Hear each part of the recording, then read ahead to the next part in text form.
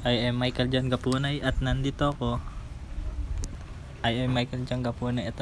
Para ituro sa inyo ang tungkol sa IP configuration, kung paano palitan ng pangalan, password, at pagdagdag ng MAC address sa inyong Wi-Fi. So first, punta muna kayo sa browser and i-search nyo lang yung IP address ng Wi-Fi nyo. Then ito yung lalabas.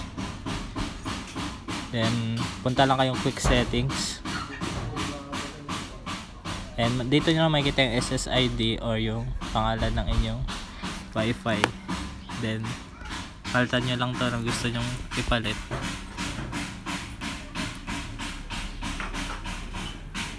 For example is yan.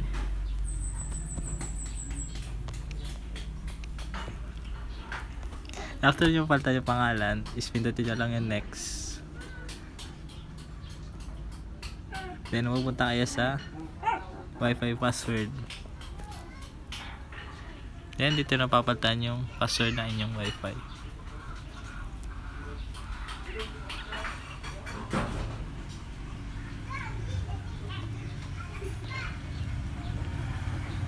Then next nyo lang ulit.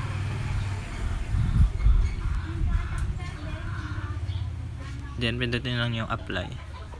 Then para mapalitan ang or magdagdag ang MAC address is punta lang kayo sa device settings.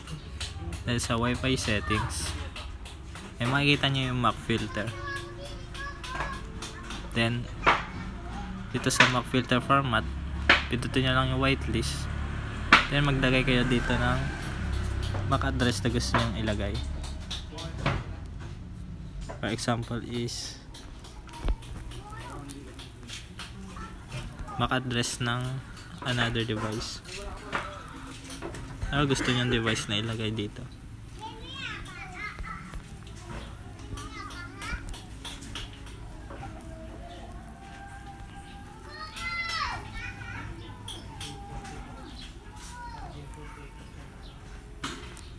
Pagtapos nun is pindutin nyo lang yung apply.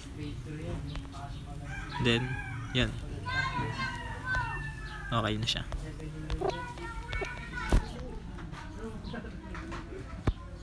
Nandito ako. So ngayon nandito ako para ituro sa inyo kung paano palitan ng password yung Wi-Fi or router nyo. For example is ito, hindi kayo makakonnect sa Wi-Fi nyo dahil may nagpalit o kaya naman nalimutan nyo yung password nyo. So nandito ako para ituro sa inyo kung paano i-reset yung password.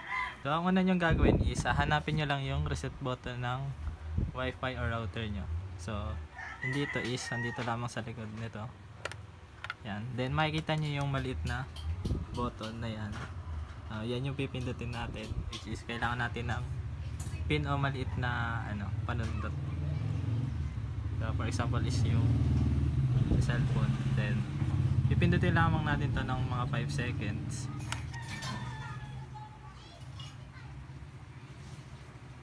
Then na-reset na yung Wi-Fi natin. So para malaman nyo kung na-reset na is malaman nyo pag nagkailaw na lahat to.